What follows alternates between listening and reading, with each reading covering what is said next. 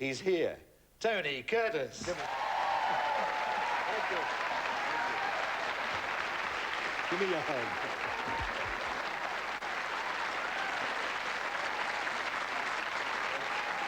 Pleasure. Well, here we are. Well, Tony, in the 50s, Here we when you were starting off and I was a fan in Australia, you know, in the movies, I tried to copy your hairstyle and I failed. But you must have been flattered. You must have been flattered that millions wanted. I am. You know, some people are noted for a lot of things. Shakespeare for his plays, Hannibal for his action, Alexander for conquesting countries, me for hair. You know? We all have our place in history, don't we? Yeah, what was the secret? Was it Brill cream or just natural? No, it was a stuff called lanolin. I remember in New York City in these tiny little shops, right? I'd be walking. I was 15 or 16, and there was these women with long black hair putting this lanolin and combing them. You know, I said, God, I got to get myself some of that stuff. You mean if I'd had lanolin, I could have Who done knows? it? Yes, yeah. You always were a snappy dresser, and you still are. That's a great suit. Where did you get it? This is an Armani. Yeah, Armani or your life. Let's get back to sort of young beauty in America, and because the look of that dating game, Infatuation, that program we saw, Right. dating is still very tough in America. What was dating like when you were starting out in Hollywood as a The best. Yeah. This was 1948, 49, and 50. There were a handful of guys around, John Derek, myself, R.J. Wagner, Rock Hudson, Rory Calhoun, and we'd all meet at the Macombo or Ciro's after a day's work at the studio. And it was really neat, because we'd sit there and divide up all the girls between us and go after them. With one or two exceptions, we failed. Yeah, really? Yes.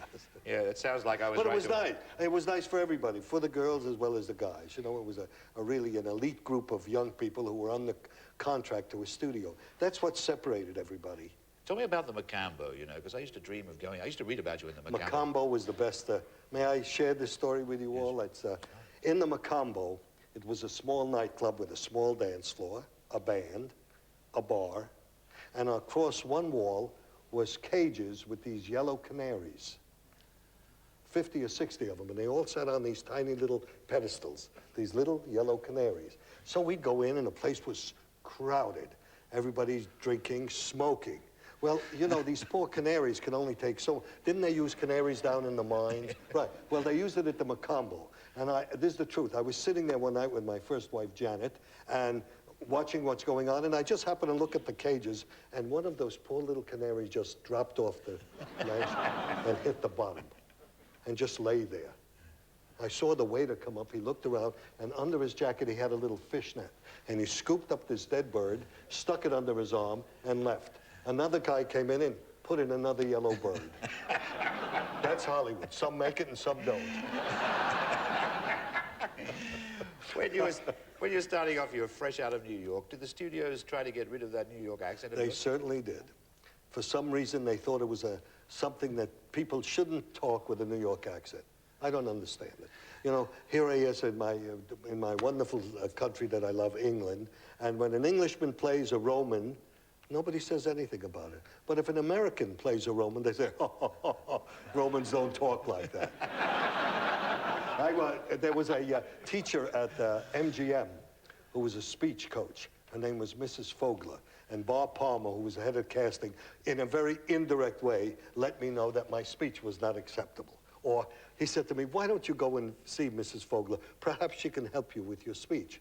I said, okay, I'll go see her. So I go out to MGM, and I say, Miss Fogler? She says, yes. I said, I'm Tony Curtis. I sit down, and with that, she gives me a handful of marbles.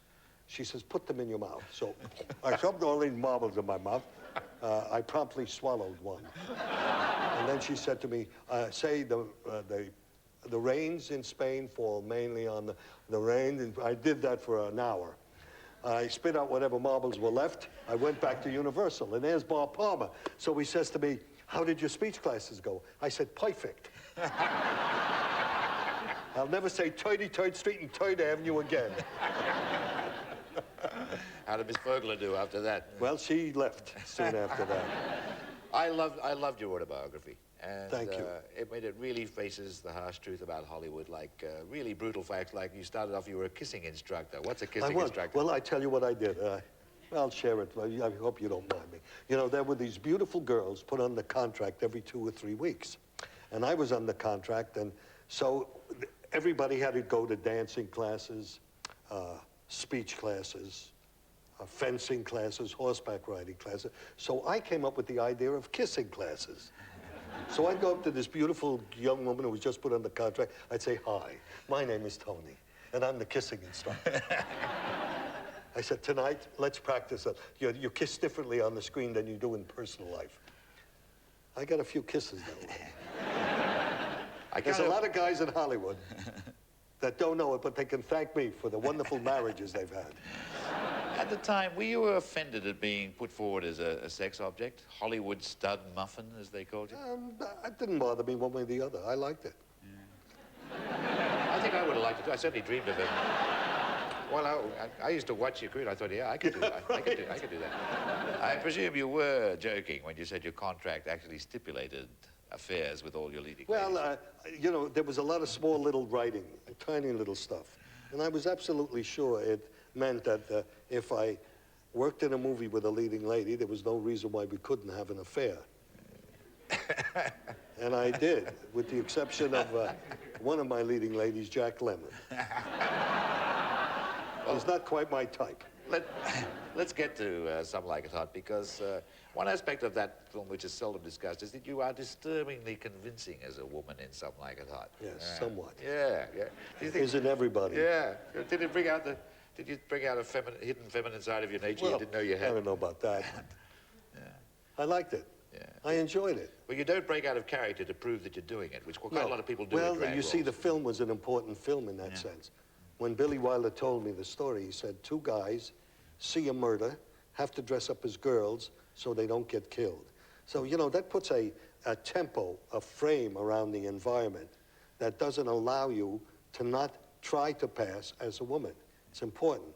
It wasn't camping or whatever you wanted to call it. There was a reason for it. That's why the film, I think, is a really a good one. You did a wonderful impersonation of Cary Grant in it, and everybody admires I it. love that I don't think anyone's ever asked you, did Cary Grant admire your impersonation? Well, Cary Grant saw the movie, and Billy Wilder said to Cary, "Well, Cary, how do you like the impression Tony did of you?" And he said, "I don't talk like that." When you were in the drag, I understand that Marilyn Monroe actually felt threatened by any female co-star. Well, when you were in the drag, could I tell you this one story? Yeah, sure. I will. Ori Kelly, Australian gentleman, was the dress designer on the film. And he did, 2-3 dozen of one of the finest movies ever made. And he always designed the women's clothing. Then he was signed to do Some Like It Hot, and they said, "We want you to do Marilyn, Jack, and Tony." He said, "Great." So we took measurements of us, and they started making the dresses. And he was measuring Marilyn Monroe on her bottom when he looked up at her and he said, "You know, Tony Curtis has got a better ass than you." And with that, she stood up, opened the blouse, and said, "He doesn't have tits like these."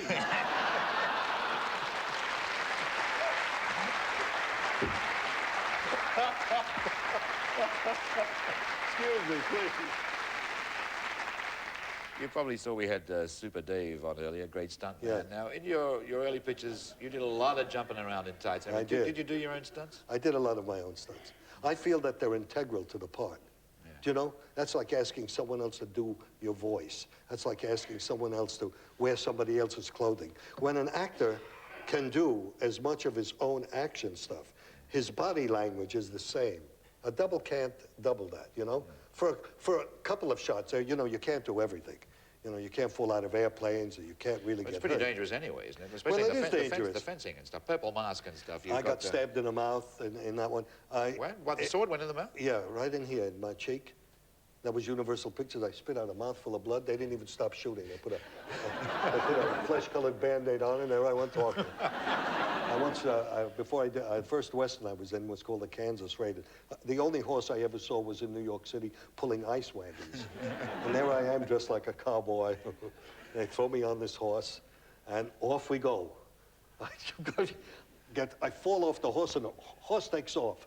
One of the guys come running over, he says, See if Tony's all right. And the stuntman said, Tony? He said, we got all the actors in the world we need. We only have 4 horses. And off they went after the horses. You said you'd pose naked in Cosmo when you turned 70. You're going to keep that promise? I am. It's a long way from where you so started in far, New York, so and you were the good. only Jewish kid in a Catholic neighborhood, right? Right. And you feel out of place then? Well, I always felt out of place. I didn't even feel at home in my environment. I've always wanted to be the person I wanted to be, not what I was born into or what I was labeled. What was it like being the only Jewish kid in the Well, Catholic you know, church I when didn't you went to church? particularly look Jewish, so it was easy for me to pass as a lot of nationalities, you know. And I was fortunate in that way. I avoided a lot. But, you know, as soon as I got to school, we moved a lot. My father had a tailor store, so we'd go from place to place to place. And I'd always end up in a new elementary school. And the teacher would say, we have a new student with us today. Stand up, please. I'd stand up. Well, your name? I'd go, here it comes. Schwartz Bernard.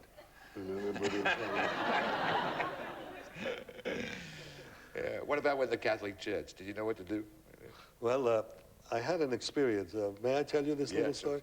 It was a guy named Frank Vitucci who was my best friend. And I didn't know much about Catholicism or Catholic schools, or churches, for that matter. And he took me once to this Catholic church. He said, now do as I do. I said, okay. So we walked up the steps, and he knelt down and he blessed himself. So I knelt down and blessed myself. We walked in, he stopped again, knelt down, blessed himself, I blessed myself. We got to the holy water, he dipped in and blessed himself, and I blessed myself.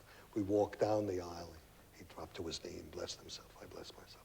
We sat down, we went down into the pew and we sat down and blessed ourselves.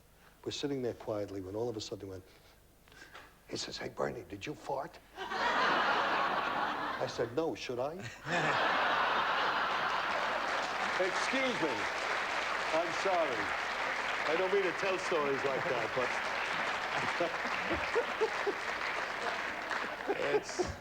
It's an excellent story. Yeah, really.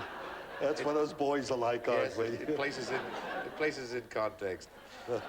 Tony, I only wish there was hours more, but we've run out of time. Thank you very much, Tony Curtis.